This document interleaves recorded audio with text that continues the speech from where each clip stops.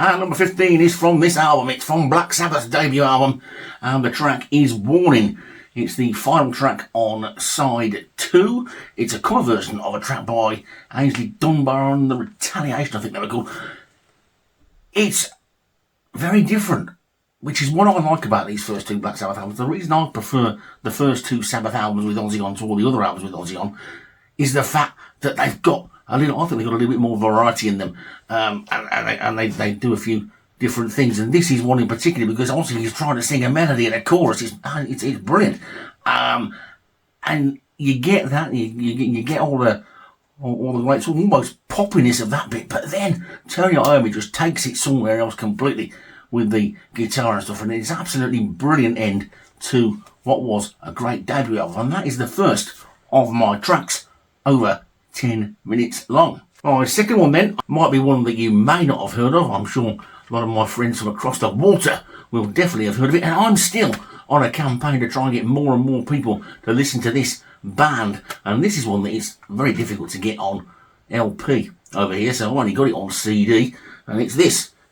It's the Guess Who, their album, which I think was the first proper one, called Wheatfield Soul, and the track on it is called Friends of Mine. Now, it is a very, very strange track. It's got a bit of psychedelia in it, it's got a bit of prog in it, it's got some nice little sort of 60s poppy bits in there as well, and it's got some real dark passages and some really sort of menacing parts as well, if you like. There's a lot of discussion going on about what it's supposed to be about and all that type of thing.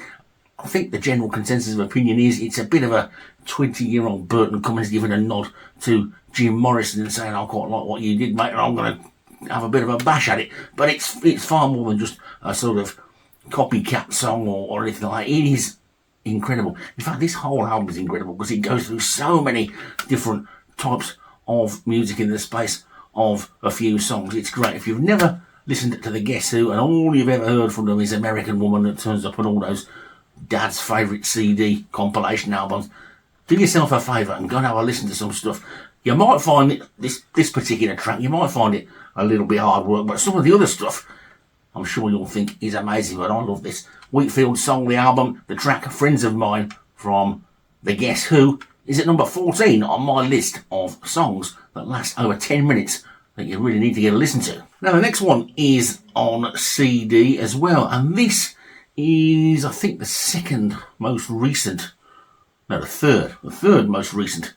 track on the list, and it's one that you probably will be surprised to see, and I don't see anybody talking about this band at all, and yet for me, I think they're probably my favourite of all those sort of 90s type or early 90s type rock bands, and it's these, the Spin Doctors. Shinbone Alley, Hard to Exist, and it clocks in a good old 12 minutes plus, and it's great because it's got all sorts of stuff on it. Again, there goes into great sort of guitar, proggy sort of workout. There's great sort of poppy singing in there, there's some bluesy singing in there, there's some rock singing in there. It's great. The Spin Doctors were a band who I just don't understand why people give them such a hard time. They've got a nice little blend of things with those sort of poppy singles, and then some of the other stuff is really good sort of rocky stuff. The great things on here like Jimmy Olsen's Blues and all that sort of stuff. It's a great album, this. If you haven't got hold of one yet, do yourself a favour and get a listen to it. Pocket full of Kryptonite. But the 10-minute plus track on here is Shinbone Alley, Hard to Exist. Where are we at now then? Number 12, I think. And this is the second most recent release, coming hot on the heels of the previous one. And this one is probably going to be a real surprise to a lot of people. Probably not the artist so much that she's being put up by me, but the fact that she's got tracks that are lasting over 10 minutes long. And it's from this album here, which is, again, a marvellous album. Kate Bush, 50 Words for Snow. And there are actually 2 tracks on this album that last over 10 minutes long, but of course I'm only allowed to pick one of them, and it was a toss-up between the two, but I eventually went for the track Misty, which takes up the whole of side 2 on this double album issue, which is part of those remastered box sets, and it's brilliant. It's proper grown-up music, if you like. There's sort of elements of classical stuff in there, there's elements of jazz in there, and there's elements of pop in there as well, and it's like, I was talking to somebody about this the other day, and it was like, how can Kate Bush do a song that lasts for over 10 minutes and keep everybody's attention? Very, very easily is the answer to that.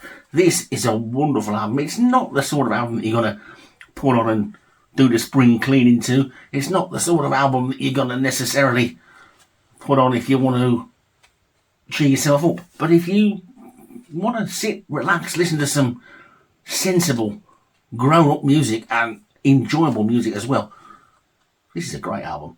50 words for Snow, and the track on this is Misty. So Kate Bush is in the list of songs over 10 minutes long. Back to CD again now, and I'm a little bit surprised that I've only got this on CD. I'm pretty sure I had it on vinyl at some point, so goodness knows where it's gone. I've moved around quite a bit over the last sort of 15, 20 years or so I dare say some things are going to go missing, or it can't be misfiled because I've refiled everything so many times since I've been here that there's no way anything can be lost in the file anymore. But I have got a CD copy of it still, so that is good, but I will have to try and track down a vinyl copy again because I played this CD version of it the other day, and to be honest, the CD doesn't sound anywhere near as good as the vinyl used to. So cut the waffle and lead them and get on with telling people what it is. Well, it's this. Look at Yourself, Uriah Heep, and the track, of course, is July Morning, which is one of their great epics. Fortunately, I've still got a live version of it on vinyl, but I'm going to have to pick up a vinyl copy of this album again soon. It's missing from my vinyl catalogue, but it's a great track. It's got, well, it's brilliant. A lot of people, including me at some point, unfairly referred to Uriah Heep as a poor man's Deep Purple. They're not. They've got a similar sort of setup to Deep Purple, haven't they, with the five members and, of course, the hammered organ and all that sort of stuff. And this track, July Morning, is a great vehicle for both Ken Hensley and Mick Box, and also David Byron's singing as well. So it's a brilliant track, July Morning from Uriah Heep. And again, I've been surprised at one or two of the articles I've read on the internet recently of people doing this type of thing, that these are the songs over 10 minutes long that you must hear. Nobody's mentioned that one at all. So July Morning, Uriah Heep, is on my list. I'm not quite sure where we're up to numbers wise now. Is that 12 or 11 or something? I'm back onto the vinyl next. Not only back onto the vinyl, but back to Canada as well. And this, Rush, Hemispheres, the album. The track, of course, is Cygnus X1 Book 2, which I think I've mentioned in a review before. Cygnus X2 Book 1 was on the album before, wasn't it? But this is my favourite Rush album. There's obviously, I could have had 2112, I could have had the Camera Eye off Moving Pictures, but this is the first one that I bought, so it's like this is the first Rush album I ever heard sort of like all the way through, and so that sort of makes it a little bit special for me, and I really do like this album, and it's great. So again, Rush were one of those bands that if you're allowed to have more than one entry, they might well have got more than one in, but the one I've chosen is Cygnus Book 2, or Cygnus X1 Book 2, or whatever it's called, but anyway, most people just call it. So I'm one of Hemispheres, don't they? So there it is. That's it. Brilliant track. Rush, always good at long tracks. Man with the biggest drum kit in the world, I should think, as well. So there you go. Rush, Hemispheres is in the list. So Rush then were number 10, not number 11. And that means we're into the top 10. So what's number 9? Well, number 9 is these. Rare Earth. This is the album. Get Ready. And that's the track as well. It takes the whole of side 2. 21 minutes and 20 seconds, no, 21 minutes and 30 seconds. Actually, it's an absolutely brilliant version of Get Ready. You're never going to get one similar to this. I mean, it's just an absolutely incredible track. And I would say, get out and get yourselves listen to this if you can. I picked this up a while ago on Japanese press, and it sounds absolutely wonderful, the original Japanese version. But any version of it is going to sound great. Get Ready by Rare Earth, a band who don't get enough recognition, I don't think. Not a lot of people ever talk about Rare Earth. I don't know why, but they are really good. They were really good, and they might have lost their way a little bit towards the end, going maybe a little bit too sort of American country poppy, but this early stuff is brilliant. 21.5 minutes, get ready. Easily qualifies to be on the list. So hopefully I'm putting up one or two that you may not have considered, or you may not have heard, or you may be surprised to see. As we get nearer the top, the more obvious ones are going to come out. And next, at number 8, are we? Forgetting the numbers. Number 8 is one that I wondered about whether I should allow it in. Not because whether it was a good enough track, because obviously it's a good enough track because it's at number 8. If it was in, it was going to be higher than, it wasn't going to be down the bottom, let's say. And possibly it should be even higher, but it was one of those things, is it really just one track or is it a jam? Taking into account that I've got the deluxe CD version as well, which has got the whole unedited jam, which lasts for about 35 minutes. I'm going to class this as a proper song because it's been edited down and turned into a proper one. And it's this. It's Paul Kossoff from his only solo album, Backstreet Crawler, and it's the track Tuesday Morning, which, as I'm sure most of you know, took up the whole of side 1 and is absolutely wonderful. It's got some great musicians on it, and it's got Kossoff playing every single type of guitar you can imagine. If you are a fan of guitar music and you've never heard this, do yourself a favour now. Switch me off. I'm going to say, switch me off and go and listen to this because it's incredible. And if you can get yourself a copy of the deluxe CD version that came out quite a long time ago, and it's quite hard to get hold of, but I'm sure you can probably listen to it on YouTube or Spotty thingy or whatever it's called. That's even more incredible. But this one, the one that takes up one side of the album, is great. It's brilliant. Tuesday Morning by Paul Kossoff. Absolutely wonderful. Track that lasts for over 10 minutes, of course, because it's a whole side of an album. And it hasn't got any lyrics at all. It's all instrumental. It's absolutely fantastic stuff. Paul Kossoff, Tuesday Morning from Backstreet Crawler, is, I believe, number 8 on my list. Number 7 now, and again, this is another one which I only got on CD, and I'm sure I did have a vinyl copy of it. I don't know where it's gone. I'll have to get myself another one, but I've got a CD copy of it, and it's pretty good stuff.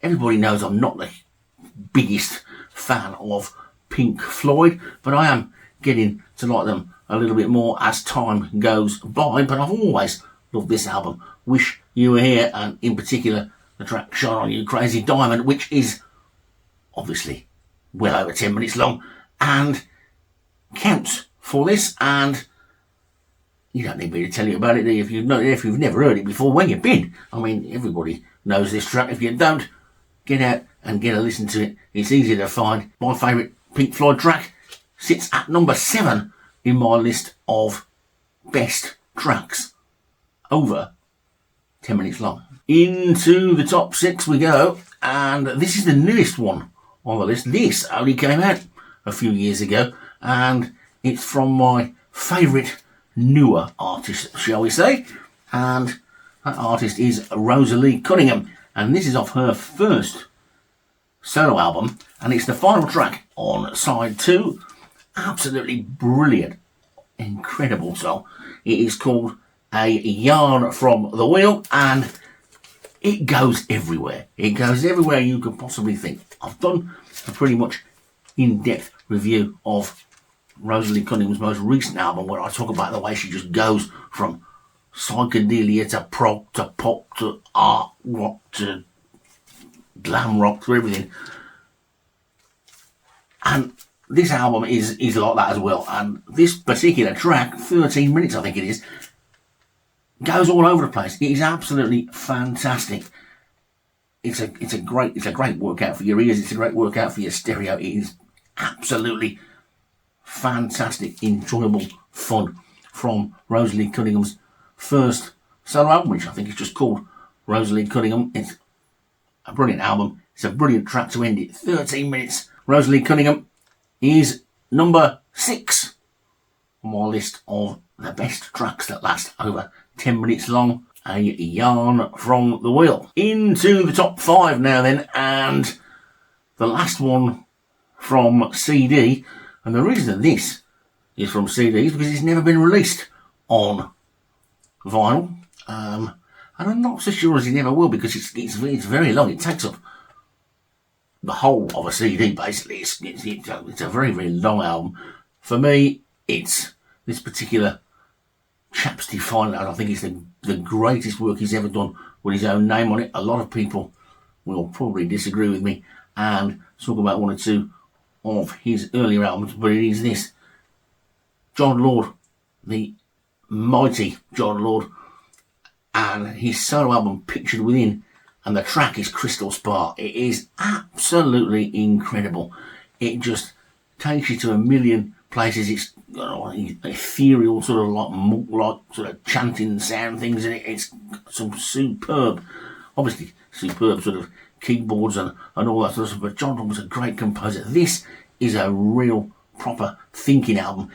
In many ways, this video seems to be turning into me talking about the albums that the tracks came off more than it is talking about the tracks themselves. But what I want to say to you is go and listen to these tracks afterwards. If you have an appreciation for John Lord in particular, but also an appreciation for that sort of classical sort of rock top crossover type stuff, this is incredible.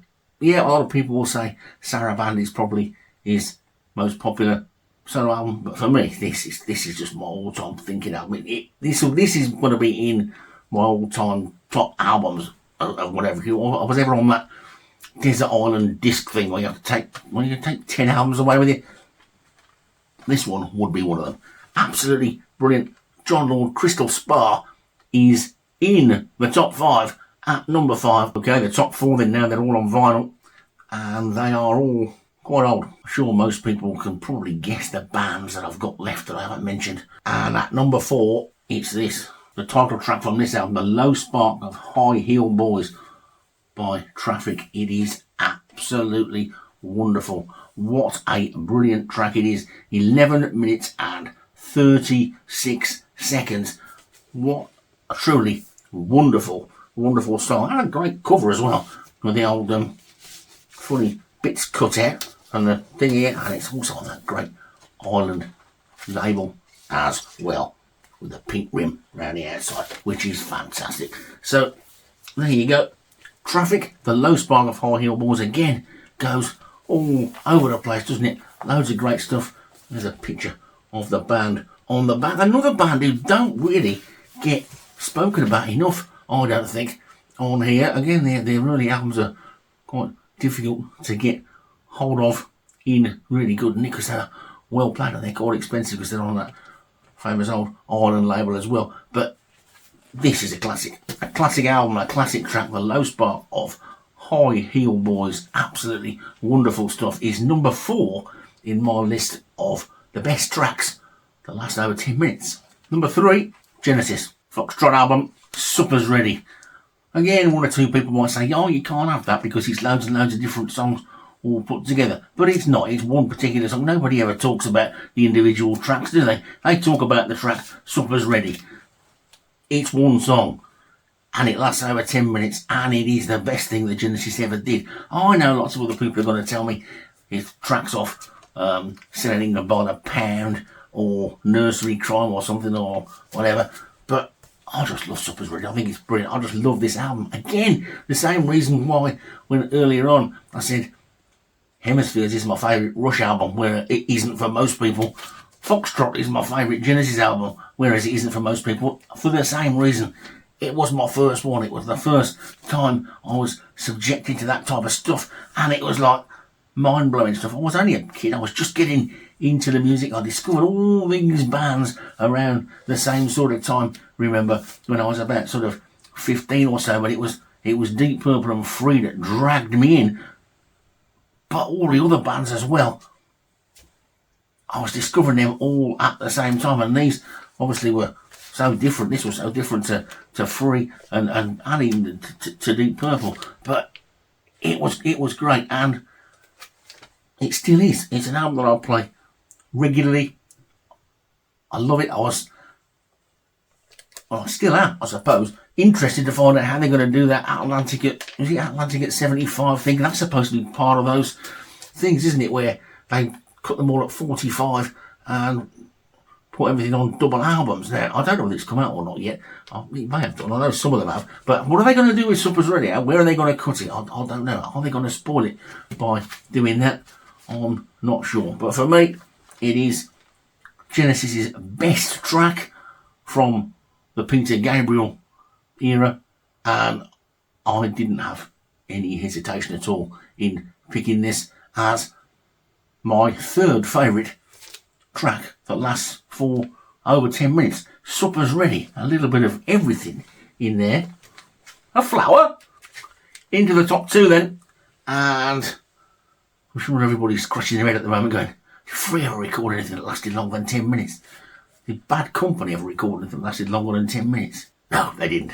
Not that was on an official album anyway. There might have been the odd live track that stretched out that long every now and again. So what two bands has he got left?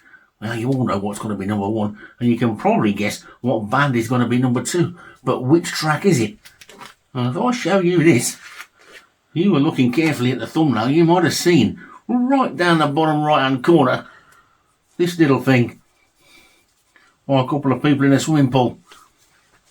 Achilles' Last Stand, the opening track on this album, is, I think, my all-time favourite Led Zeppelin song. It's got to be close. It's certainly of the sort of more rockier ones. I like a lot of the stuff off Led Zeppelin 2, like a lot. Thank You and What Is and What Should Never Be, and all those type of songs. But Achilles' Last Stand is, I think it's better than Kashmir. I know everybody's going to be looking at me now and going, you must be bonkers, mate. But no, to me, I just think it's brilliant. I just love the way it just sort of goes along, everything. It's great, and the lyrics and the imagery of it all and everything. And it is a fantastic track. Achilles' Last Stand is my number two over 10-minute long song. You'll notice I'm not going into any great detail about these ones because I know that most people that will be watching this will have heard them so many times they don't need me to tell them about them. And if you haven't, you're probably thinking, hopefully you're thinking, let's just get on and find it and listen to it. Achilles' Last Stand, Led Zeppelin, number two on my list of best songs over 10 minutes long. Number one, how do you try and build up some sort of atmosphere, or what's it going to be, when everybody who has even known me for longer than 5 minutes knows what my all-time favourite song is of anything? I've got lots of different types of music here. I like to listen to rock music. I like to listen to singer-songwriter music. Everybody knows I love my sort of female singer-songwriters and my sort of like 1960s girl pop stuff and all that type of thing. But the one track, if I could only keep one song, the one song that I would keep is this. Child in Time from Deep Purple in rock, because it has got everything you could possibly want in a rock song. It has got absolutely fantastic guitar stuff from Richie Blackmore. I don't claim to be the world's greatest expert on guitars, but I know what I like. I know what they're supposed to sound like. That's probably why I don't play one, because I can't do it that well. It's got brilliant guitar from Richie Blackmore. It's got brilliant keyboards from John Lord. It's got fantastic vocals from him. He might not sing that much on there, and there might be the screaming and all that, but what he does do is what takes the song out of the ordinary and takes it up to that next sort of level. And of course, you've got to give a name check to Ian Pace and Roger Griffin, because they're the ones that are keeping it all together and holding it together while everything else is going on. But the way that the solos just interplay with each other and everything, and it's like, it's fantastic. It really, really is. It really, really is good. I can't imagine there's anybody who's watching this who's never heard it. I can't imagine there's anybody who's ever met me who's watching this who didn't know that this would be the number one track that lasts over 10 minutes long. Deep Purple, Child in Time. There's the inside cover. This is my first press original. I thought I'd get the good one out. I've got about 8 copies of this album, probably more than that, to be honest. Now, but this is my sort of first press, and it's an A2B1. If you're thinking, well, why isn't it an A1B1? There's a story about that. I probably won't tell it you now, because it'll make the video too long. But basically, if you ever see an A1B1 copy of this, there are not many around, because I think A1 got damaged or something, and so it almost immediately went to A2B1 on virtually the day of release. So there are not that many A1B1s around, if you know what I'm talking about. Anyway, Gone in Time, Deep Purple is number 1 on my list of tracks that last over 10 minutes. What about you? What are your favourites? How many of them on my list would you have on your list? How many of them have you heard? How many are you going to go and have a listen to? Let me know in the comments. Tell me what you would put on, what your top 10 would be. I know 1 or 2 other people have put videos out like this as well, so maybe 1 or 2 other people will do it, and we'll get a bit of a thing going. It was difficult in the end to get it down to 15. It was only supposed to be 10 over 10. It was going to be called, and then I was stuck with sort of 12. And I thought, oh, I can't get rid of 2. And then I suddenly remembered, oh crikey, what about this? And oh, blimey heck, what about that? And the next thing I know, I was up to about 17, but I did manage to get it down to 15 in the end. And there were a couple of tracks that you may be surprised that are missing, and that's because I haven't actually got a physical copy of them. And that was another part of the rules that I didn't mention at the beginning. The 2 main ones missing, Voodoo Child by Jimi Hendrix, I actually haven't got a physical copy of that at the moment. I've got it on digital, but I haven't got a CD or a vinyl copy of that at the moment. That's something that needs to be rectified. And the other one is, again, one that's gone walkabout. I don't know where that's gone. I'm sure I did have it at some point, but I haven't got it now. And that is the Creedence Clearwater Revival version of I Heard It Through the Grapevine, which goes on for about 11.5 minutes and is also wonderful as well. So I maybe could have got it up to 20, getting it down to 10, or maybe if I'd have been a bit stricter with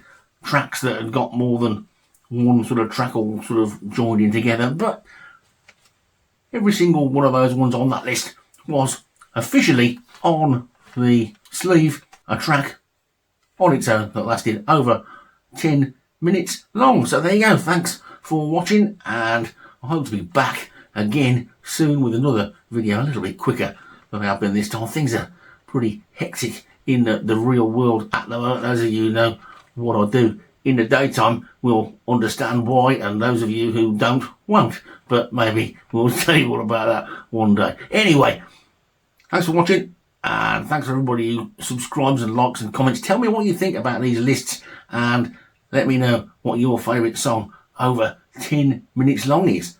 And I'll see you all again next time.